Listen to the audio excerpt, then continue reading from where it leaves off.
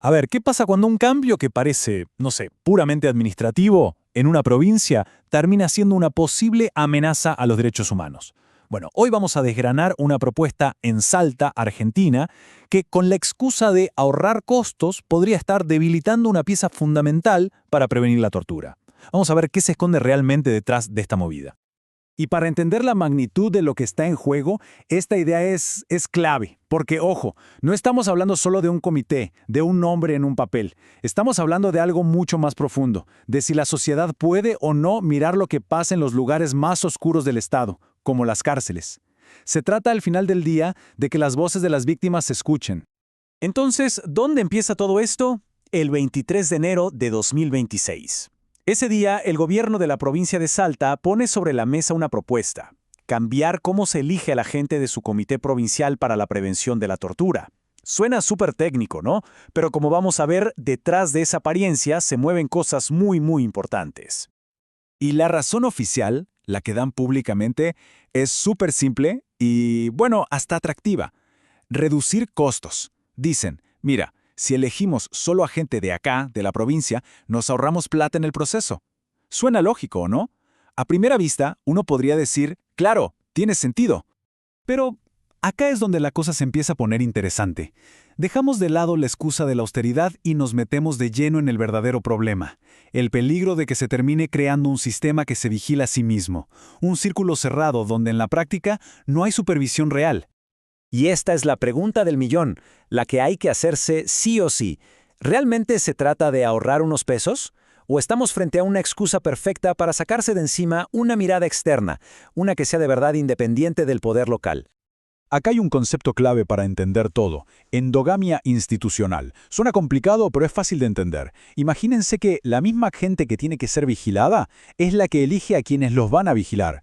Es como si en un examen el alumno se pusiera su propia nota. ¿Qué pasa? Se pierde por completo la objetividad, la independencia, que son, justamente, la razón de ser de un organismo de control. La diferencia, entonces, es abismal. Miren. Un comité independiente, como debe ser, necesita evaluadores de afuera, gente que no esté metida en la rosca local, para asegurar que sean neutrales. Pero la propuesta de Salta hace justo lo contrario.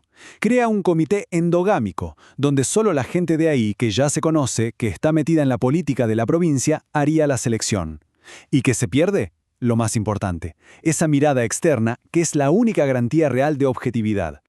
Y ojo, que esto no es una simple cuestión de opinión, ¿eh? Esta propuesta se choca de frente con un montón de leyes. Estamos hablando de la Ley Nacional 26827, que exige independencia, de la propia Ley de Salta, la 8024, que pide autonomía, y hasta de tratados internacionales como el Protocolo Facultativo. O sea, no es un capricho, se estarían violando varias capas de la legislación vigente. Bueno, ahora vamos a desarmar ese argumento principal del gobierno, el del ahorro. Vamos a ver cómo esta idea de la austeridad a veces no es el objetivo final, sino más bien una herramienta, una estrategia para conseguir otras cosas. A ver, esto de usar la excusa de achicar el Estado para de paso eliminar organismos de control es una jugada de manual, un clásico. Se vio en contextos súper distintos, desde gobiernos autoritarios hasta en la aplicación de políticas neoliberales en los 90. Pero el fin último casi siempre es el mismo: que haya menos gente mirando, menos supervisión. Y es justo acá donde el argumento de los costos empieza a hacer agua. Porque uno piensa, si el problema de verdad fuera la plata, hoy en día hay soluciones súper fáciles que curiosamente no se están poniendo sobre la mesa. Hoy en día cualquiera de nosotros usa Zoom, Meet, lo que sea. La participación virtual es una realidad total. Hasta la Corte Suprema de Justicia la usa para cosas legales. O sea, se podría tener a los mejores evaluadores del país o del mundo participando sin gastar un peso en pasajes o viáticos. Si no se quiere usar esa tecnología tan simple, bueno, todo apunta a que el objetivo no es económico, es político. Se trata de tener el control del comité. Esta frase de verdad lo clava. Lo que se busca es un poder opaco, no poroso. ¿Qué significa eso? Un poder que sea como una pared, que no deje pasar la luz, que no se pueda ver para adentro, que no sea permeable a la mirada de la sociedad ni de otros organismos. Un poder, en definitiva, que solo se rinde cuentas a sí mismo. Ahora, para entender la foto completa de lo que pasa en Salta, tenemos que hacer un poco de historia, porque esta jugada no salió de un repollo, no es algo aislado. En realidad, encaja perfecto en una larga tradición sobre cómo se ha manejado el poder en esa región. Esta tabla es genial porque nos muestra la película completa. Antes de la dictadura, el poder judicial era, básicamente, una cosa de familias de la élite tradicional.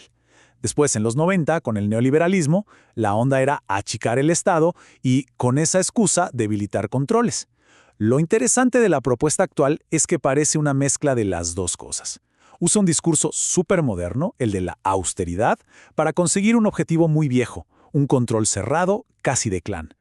Y ahora vamos a conectar este tema, que parece algo muy local de Salta, con el pilar fundamental de la democracia argentina moderna. Sí, con la lucha por los derechos humanos, esa que nació de las cenizas de la última dictadura. Acá entra otro concepto clave, la justicia transicional. Y esto es mucho más que solo meter presos a los culpables, ¿eh? Se trata de todo un proceso para sanar como sociedad, para asegurarse de que esos horrores no vuelvan a pasar nunca más. Por eso se habla de verdad, memoria y justicia, y sobre todo de garantías de no repetición. Y hay que decirlo, este camino en Argentina no fue una línea recta, para nada. Hubo momentos históricos, épicos, como el juicio a las juntas, pero después vinieron años de impunidad, de retrocesos. Fue la sociedad civil, la gente, la que nunca bajó los brazos y peleó para que se reabriera el camino a la justicia.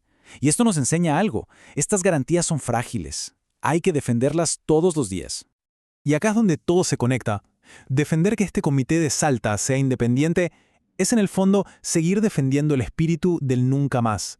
Es reafirmar esa idea fundamental de que el Estado no puede actuar en secreto, que no puede vigilarse a sí mismo, que la única garantía real contra los abusos es la mirada de afuera. Esta frase es tremenda. Resume la gran lección de la historia argentina. La transparencia, que haya muchas voces distintas, que haya control, no son lujos, no son detalles administrativos. Son literalmente las herramientas que tenemos para evitar la violencia del Estado y para que el nunca más sea de verdad nunca más. Al final del día todo se reduce a este choque de dos ideas. Por un lado, un poder poroso, democrático, que se deja ver, que rinde cuentas. Y por el otro, un poder opaco, una cultura política que prefiere encerrarse, que no quiere que nadie de afuera le diga qué hacer. Y cerramos con una pregunta, una que nos queda picando y que va mucho más allá de Salta. La próxima vez que escuchemos la palabra austeridad para justificar que se recorta un organismo de control, preguntémonos, ¿qué es lo que realmente se está queriendo ocultar? Porque muchas veces lo que se intenta ahorrar no es plata, es control, es la mirada de los demás.